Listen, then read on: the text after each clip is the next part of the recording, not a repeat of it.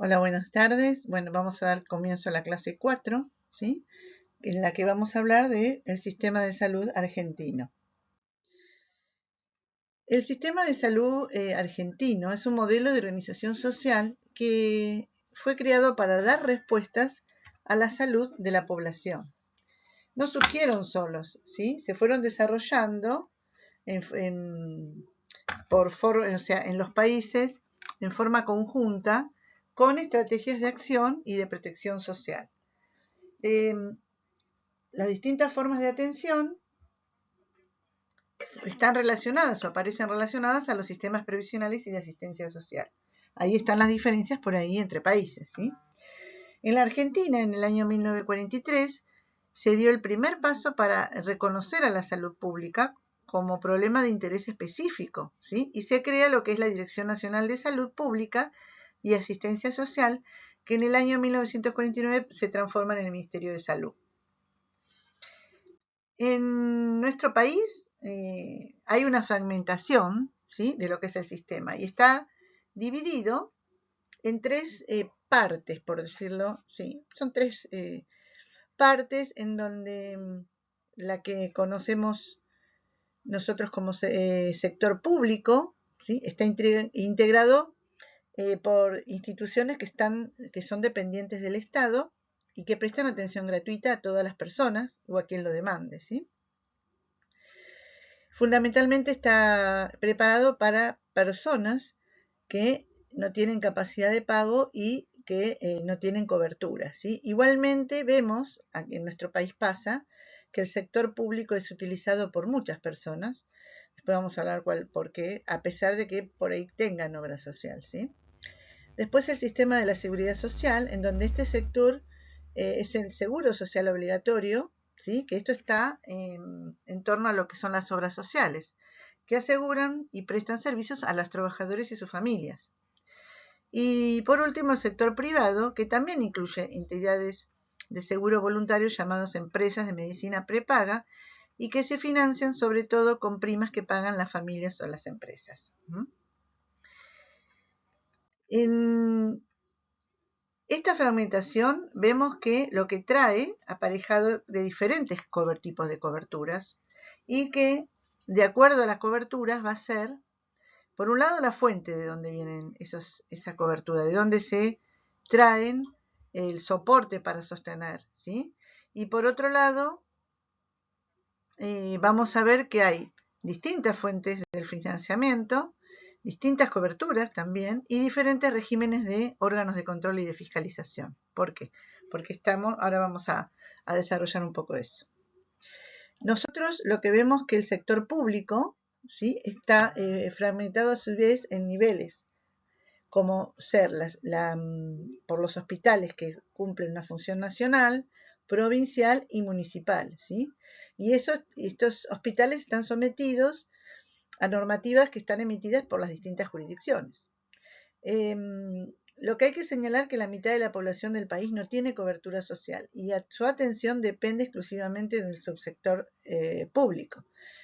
Quería aclararles que este Power está hecho en relación a los datos suministrados por el censo del 2010, ¿sí? Como todavía no tenemos los resultados del censo del 2021 o 22, ya estoy perdida, el año pasado, perdón, 2022, se hizo el nuevo censo que todavía no tenemos los resultados. Bueno, no lo pude actualizar, pero bueno, está basado en resultados del censo del 2010.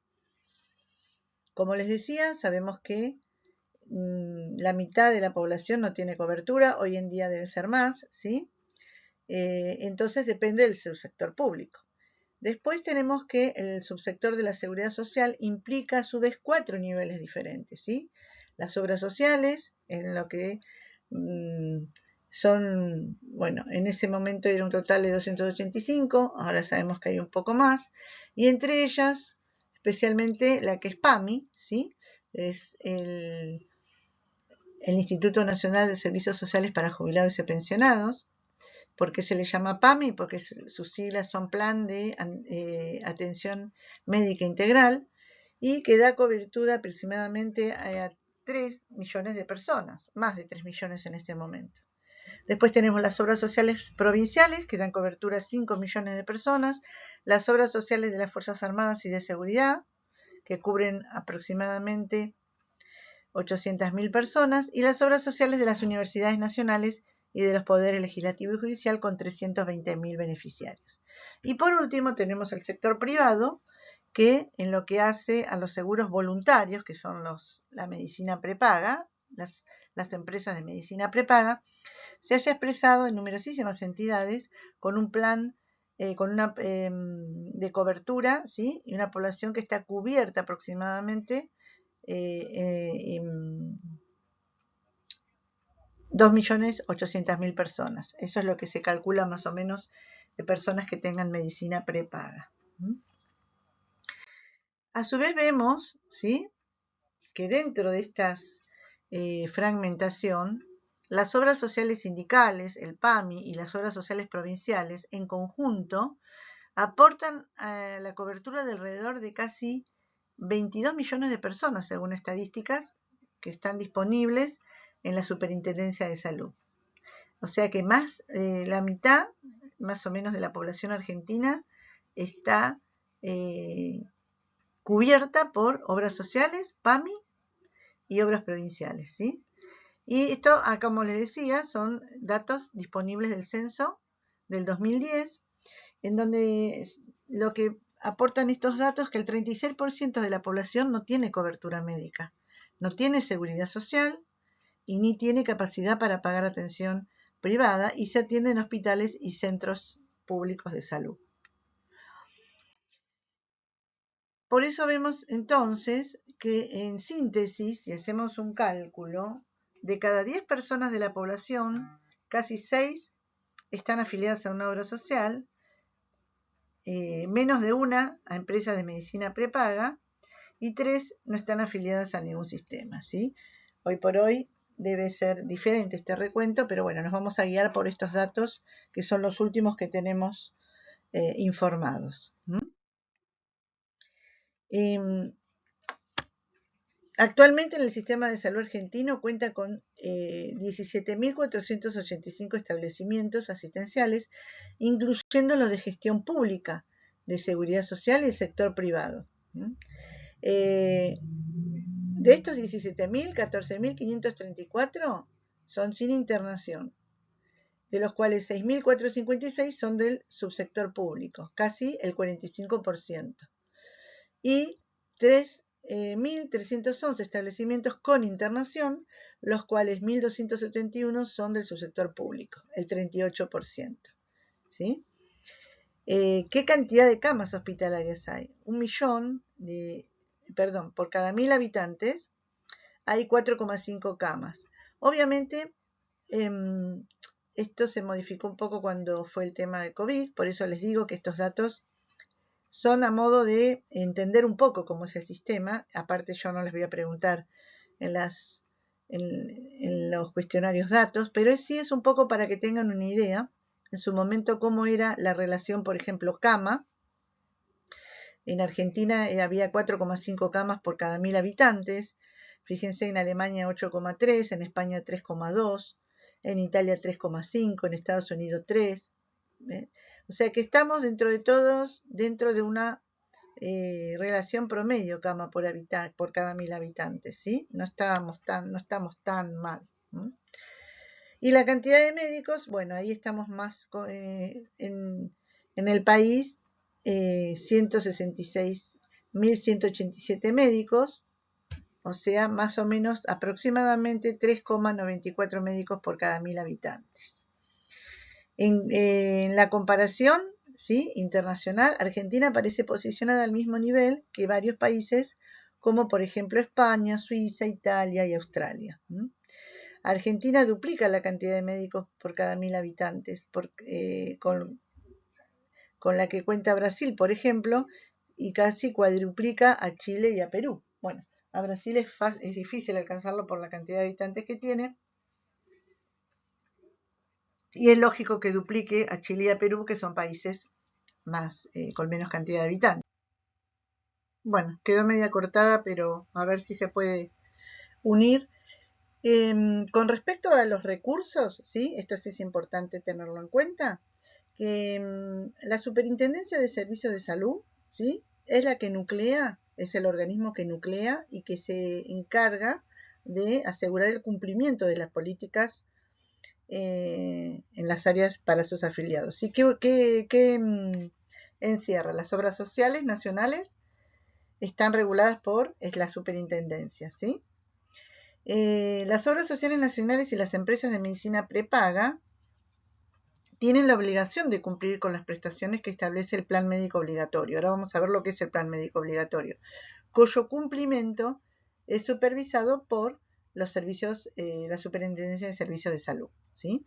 El plan médico obligatorio que fue creado por decreto en el año 1995 por el decreto 492 y lo que establece es una canasta básica de prestaciones que tienen que cubrir, ¿sí?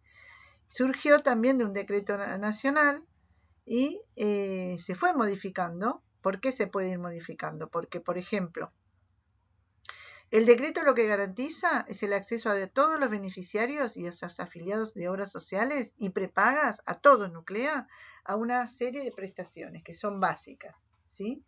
Ese plan médico que implica consultas ambulatorias, atención quirúrgica, hospitalaria, atención odontológica, salud mental, rehabilitación y cuidados paliativos. Eso es lo que asegura el plan médico obligatorio. ¿Puede sufrir modificaciones? Sí. ¿Por qué? Porque, por ejemplo, de acuerdo a lo que suceda en el año 2020 con el tema de la pandemia, obviamente, acuérdense que en principio las obras sociales no cubrían los test rápidos para COVID, ni las técnicas de PCR para COVID, ¿sí? Porque por los costos. Hubo un plan nacional en donde se encargó la salud pública para que tengamos acceso todos a PCR en su momento, que fue lo primero que surgió. Al surgir el test rápido, que tiene un costo mucho más bajo, ya las obras sociales lo incluyeron dentro de su plan y las prepagas también, ¿no es cierto? Así que puede surgir que haya una modificación dentro de esta canasta de servicios básica de prestaciones de acuerdo. Hoy por hoy, con el tema del dengue, ¿sí? Se ha incluido análisis para dengue dentro de lo que es la prestación, ¿sí? ¿Por qué? Porque es necesario. O sea que el plan médico obligatorio puede sufrir cambios de acuerdo a las necesidades que vayan surgiendo. Pero es necesario tener en cuenta que la Superintendencia de Servicios de Salud es la que nuclea en realidad el área, la que está supervisando a las empresas de medicina prepaga como a las obras sociales nacionales, ¿sí? Encargadas de lo que es el sistema. ¿Qué no aplica dentro de lo que es? ¿Qué no aplica para el plan médico obligatorio?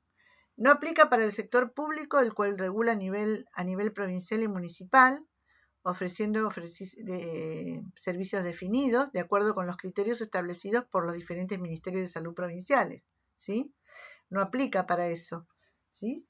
Tampoco aplica para las obras sociales provinciales y tampoco aplica para el sector privado que no pertenece a las empresas privadas de medicina, ¿sí? El EPM, las empresas privadas de medicina. En materia regulatoria es relevante destacar el papel de la Administración Nacional de Medicamentos, Alimentos y Tecnología Médica, la ANMAT, que tiene competencia, ¿sí?, de carácter nacional para garantizar que los medicamentos y los dispositivos médicos lleguen y estén a disposición de todos los ciudadanos y a su vez que esta disposición sea eficaz y segura, ¿sí? Así que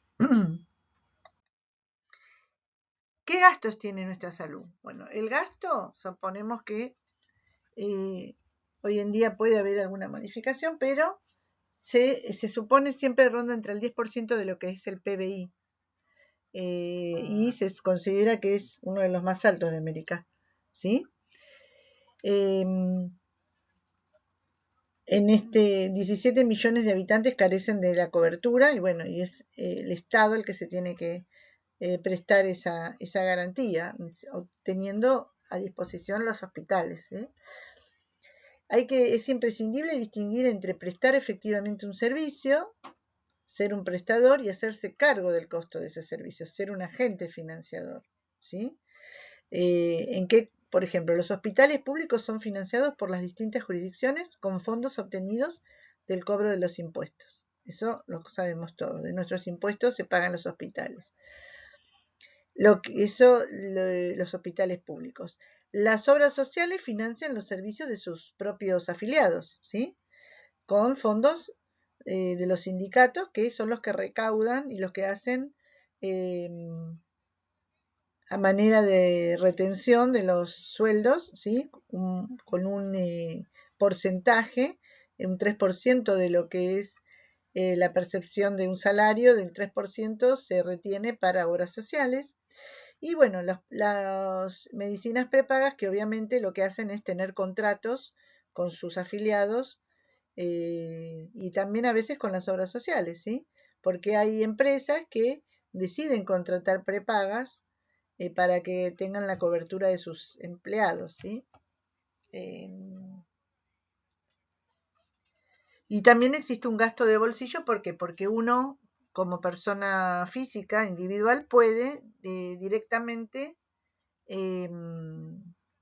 contratar a una medicina prepaga si es de su gusto, ¿sí?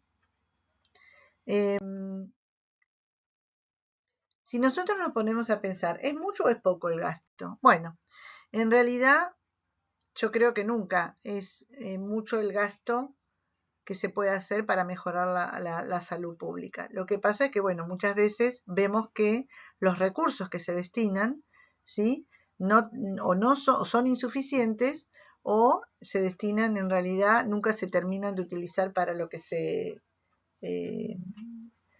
brindan, ¿sí? En realidad, para compararlo, lo tendríamos que comparar con otros países. Y dentro de lo que es Latinoamérica o en Europa, ¿sí? Vamos a ver que hay una variación de acuerdo al 5,6, entre el 5,6 y el 10,8% del PBI. O sea que Argentina se ubica dentro de ese rango, lo que sería el límite superior pero como yo siempre mi opinión es que nunca hay un gasto que sea para la salud, mientras sea para mejorarla, no es algo, no se lo tendría que considerar gasto, sino una inversión, ¿sí? Y por último, tenemos cuáles son las prioridades que tiene el sistema de salud, ¿sí? Que se entiende como funciones de la salud pública el conjunto de actuaciones que debería tener, que se deben ser realizadas para mejorar la salud de las poblaciones.